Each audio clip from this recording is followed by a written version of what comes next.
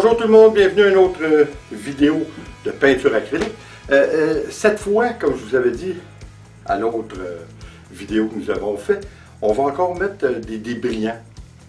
Des brillants, on va saupoudrer une couleur différente dans chaque différente couleur d'acrylique.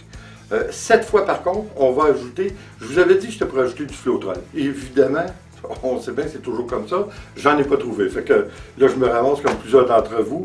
J'ai beaucoup de difficultés à trouver du Floetrol. Semble-t-il que c'est pas si usuel de trouver ça ici non plus. Alors, à défaut de, on va utiliser du silicone et un petit peu de médium que j'ai.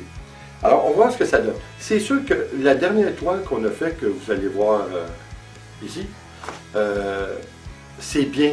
Quand on joue avec les reflets de la lumière, on voit les brillants.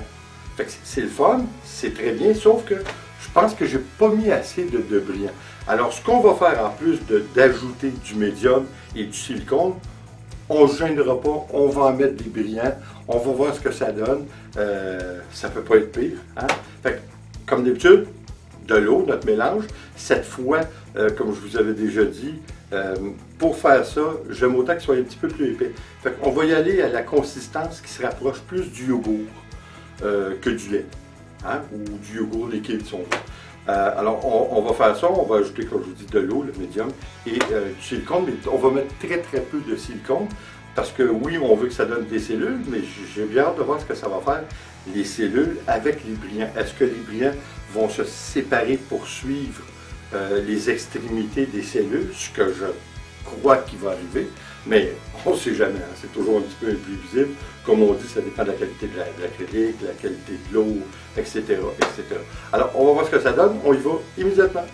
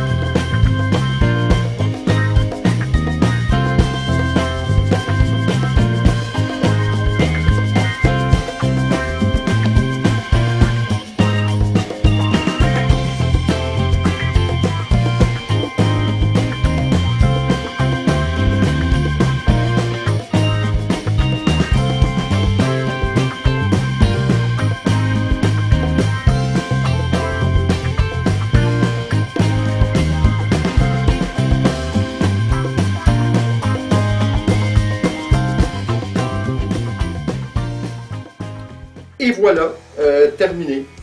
En fait, pour tout de suite, on ne peut pas vraiment dire le résultat final. C'est sûr que je vais vous montrer une fois que le travail est sèche.